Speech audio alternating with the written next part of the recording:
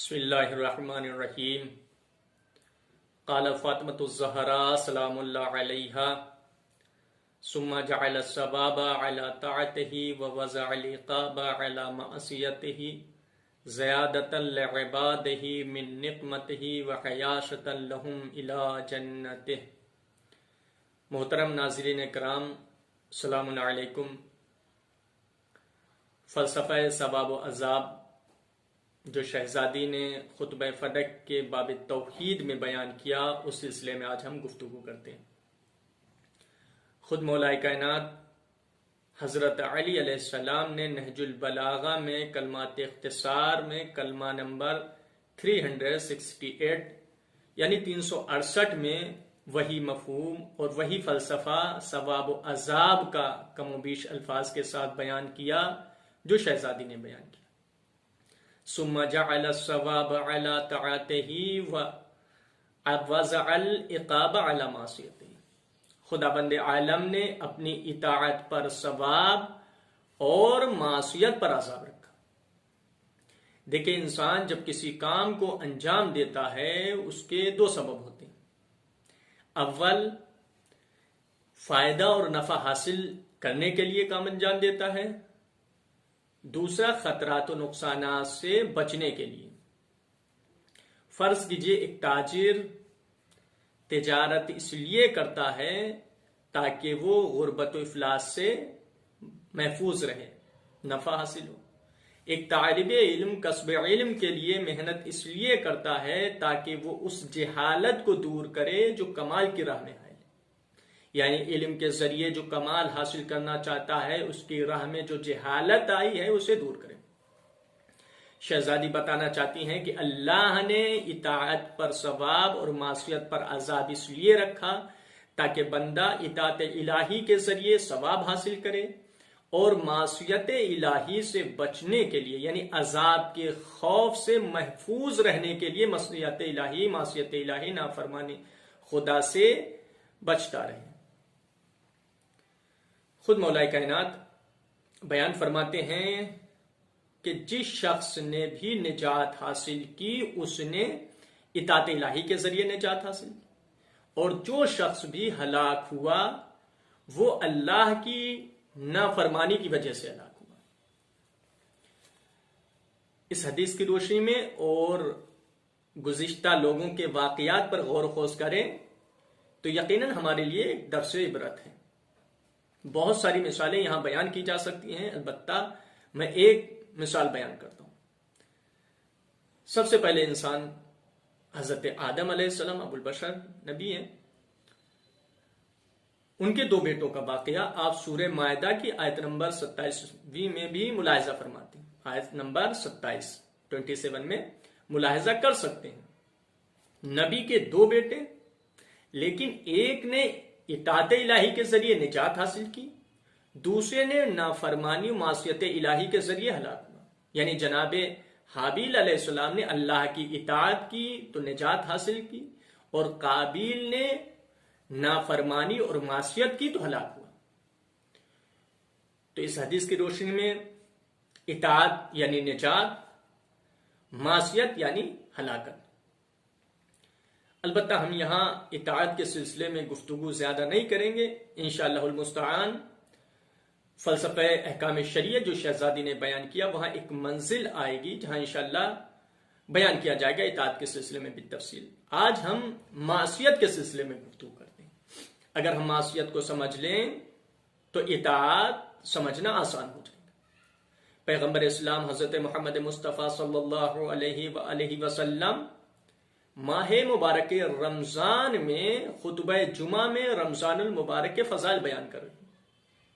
آپ سے سوال کیا گیا کہ وہ کون سا عمل ہے جو سب سے زیادہ فضیلت رکھتا ہے، تو آپ نے بیان فرمایا گناہوں سے پرہیز کرنا سب سے زیادہ فضیلت والا عمل ہے۔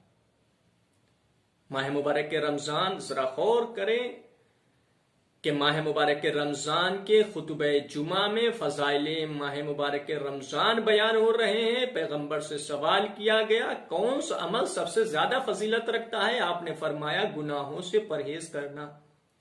جبکہ رمضان المبارک کے مہینے میں قرآن مجید کی تلاوت خود ایک سعادت ہے.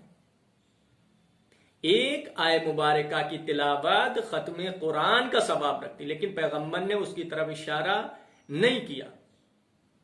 پیغمبر بتانا چاہتے ہیں کہ یقیناً ایک آیہ مبارکہ کی تلاوت ختم قرآن کا ثواب رکھتی ہے اس وقت جب آپ گناہ سے محفوظ رہیں. اگر ہم ادھر آیت یعنی قرآن مجید کی تلاوت بھی کریں ادھر گناہ بھی کرتے رہیں تو کوئی فائدہ نہیں ہے. اب سوال پیدا ہوتا ہے کہ گناہوں سے کیسے محفوظ رہا جائے، گناہوں سے کیسے بچا جائے. تو دیکھیے، معاف کیجیے گا سخت جملہ ہے لیکن حق ہے. قرآن مجید ہم پڑھتے ہیں لیکن اس پر کما عمل نہیں کرتے. صرف ہم تلاوت قرآن مجید کرتے ہیں لیکن اس پر عمل نہیں کرتے. پورا قرآن صرف قرآن مجید کی ایک آیت پر مکمل ایمان اور عقیدہ اور یقین انسان رکھ لے تو انسان کی زندگی بدل جائے. صرف ارشاد ہوتا ہے مشہور آیات جو آپ مسلسل سنتے رہتے ہیں، فَمَن يَعْمَلْ مِثْقَالَ ذَرَّةٍ خَيْرًا يَرَهُ وَمَن يَعْمَلْ مِثْقَالَ ذَرَّةٍ شَرًّا يَرَهُ. اس آیہ مبارکہ کی تلاوت تو ہم کرتے ہیں لیکن اس پر عمل نہیں کرتے. ارشاد ہوتا ہے جس شخص نے بھی ذرہ برابر خیر نیکی کی تو وہ اسے دیکھے گا آخرت میں، اور جس شخص نے بھی ذرہ برابر شر یعنی برائی انجام دی وہ بھی دیکھے گا. اگر ہم یہ سوچ لیں اور ہمارا یہ عقیدہ ہو جائے کہ ہم جو بھی اعمال انجام دے رہے ہیں وہ آخرت میں دیکھیں گے، وہاں دکھایا جائے گا تو ہماری زندگی بدل جائے. لیکن ہم پڑھتے ہیں اس پر عمل نہیں کرتے. دنیا میں جو بھی ہم اعمال انجام دیتے ہیں وہ ہمیں دکھلایا جائے گا. اور اس آیت سے ایک بات یہ بھی واضح ہو جاتی ہے کہ ہمیں کوئی بھی عمل چھوٹا نہیں سمجھنا چاہیے. یعنی کوئی بھی گناہ چھوٹا گناہ تصور نہیں کرنا چاہیے اور کوئی چھوٹی نیکی اسے معمولی نیکی تصور نہیں کرنا چاہیے. ہو سکتا ہے کہ جس گناہ کو ہم چھوٹا گناہ سمجھ رہے ہوں نگاہ قدرت میں وہ بہت بڑا گناہ ہو سکتا ہے جس نیکی کو ہم معمولی نیکی تصور کر رہے ہوں نگاہ قدرت میں وہ عظیم نیکی ہو، بڑی نیکی ہو. اور انسان کو گناہ کرتے وقت یہ سوچنا چاہیے کہ وہ نافرمانی کس کی کر رہا ہے. سورہ حدید کی آیت نمبر 4 ارشاد ہوتا ہے وَهُوَ مَعَكُمْ أَيْنَمَا كُنْتُمْ. تم جہاں بھی ہو وہ تمہارے ساتھ ہے. یعنی خدا تم جہاں بھی ہو خدا تمہارے ساتھ ہے. تمہارے ساتھ کا مطلب وہ حاضر ہے، وہ دیکھ رہا ہے. اگر یہ ہمارے اندر یہ عقیدہ پیدا ہو جائے اور اس پر مکمل ایمان ہو اور یقین ہو کہ ہم جو بھی عمل انجام دیتے خدا دیکھ رہا ہے تو یقیناً ہم گناہوں سے محفوظ رہ سکتے ہیں. جناب لقمان نصیحت فرماتے ہوئے فرماتے ہیں کہ خدا کی ذات کو کسی وقت فراموش مت کرو. فرزند سے نصیحت فرماتے ہیں خدا کی ذات کو کسی وقت بھی فراموش مت کرو کیونکہ تمام گناہ خدا سے غفلت اور اس کو فراموش کر دینے کی وجہ سے. یعنی ہم خدا سے غافل ہوئے اور گناہ کرنا شروع کر دیتے ہیں. جو دل خدا کی یاد میں غافل ہو اس میں شیطان آ جاتا ہے اور اس دل کو فاسد بنا دیتا ہے. واضح ہے کہ جہاں خدا نہیں ہوگا وہاں شیطان ہوگا. تو نافرمانی اور گناہ کرتے وقت یہ سوچنا چاہیے کہ ہم کس کی نافرمانی کریں. اس کی نافرمانی کہ جس کے لیے سورہ قاف میں آیت نمبر 16 میں ارشاد ہوتا ہے کہ وَنَحْنُ أَقْرَبُ إِلَيْهِ مِنْ حَبْلِ الْوَرِيدِ. یعنی خدا ہماری رگ گردن سے بھی زیادہ قریب ہے. رگ گردن رگ یہ وہ ہے کہ جس کی وجہ سے انسان کی زندگی کی بقا مربوط ہے. یعنی اسی کے ذریعے ہمارے بدن میں خون روا دوا ہوتا ہے اور زندگی کا قافلہ جاری و ساری رہتا ہے. یہ ایک تشبیہ ہے ہمیں سمجھانے کے لیے کہ اللہ ہمارے بارے میں ہم سے زیادہ جانتا ہے. البتہ خدا وند عالم ہمارے بارے میں کتنا جانتا ہے اس کو لفظوں میں بیان نہیں کیا جا سکتا. تو اللہ نے اطاعت کی بنا پر ثواب ہے. اگر اطاعت الہی کریں گے تو ثواب ملے گا، اور اگر معصیت الہی کیا تو عذاب ملے گا. اچھا، یہ کیوں رکھا گیا؟ زیادۃ لعبادہ من نقمتہ وحیاشۃ لہم الی جنتہ.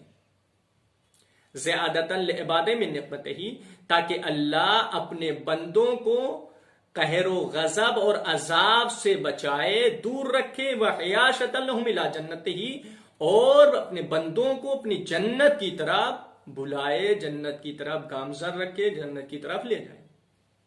یعنی اس کا مطلب یہ ہے کہ خدا نہیں چاہتا کہ بندہ جہنم میں جائے، لیکن بندہ اپنے اعمال و افعال و کردار کی بنا پر مستحق جہنم ہوتا ہے. اب غور کریں، پروردگار عالم نے ہمیں نعمت وجود کے ساتھ ساتھ بے شمار نعمتیں عطا کی ہیں. ہم اطاعت الہی کے ذریعے ان نعمتوں کا حق ادا نہیں کر سکتے. یہ اس کا لطف ہے، کرم ہے، رحم ہے، فضل ہے کہ ہماری چند روزہ زندگی کی اطاعت کی بنا پر اللہ ہمیشہ کے لیے بندے کو جنت عطا کر دیتا. انشاءاللہ اگلی تقریر میں رسالت کے سلسلے سے گفتگو ہوگی. توحید کے سلسلے سے جو شہزادی نے بیان کیا، یہ آخری کلمات تھے جو آج بیان کیے گئے. وآخر دعوانا ان الحمد للہ رب العالمین.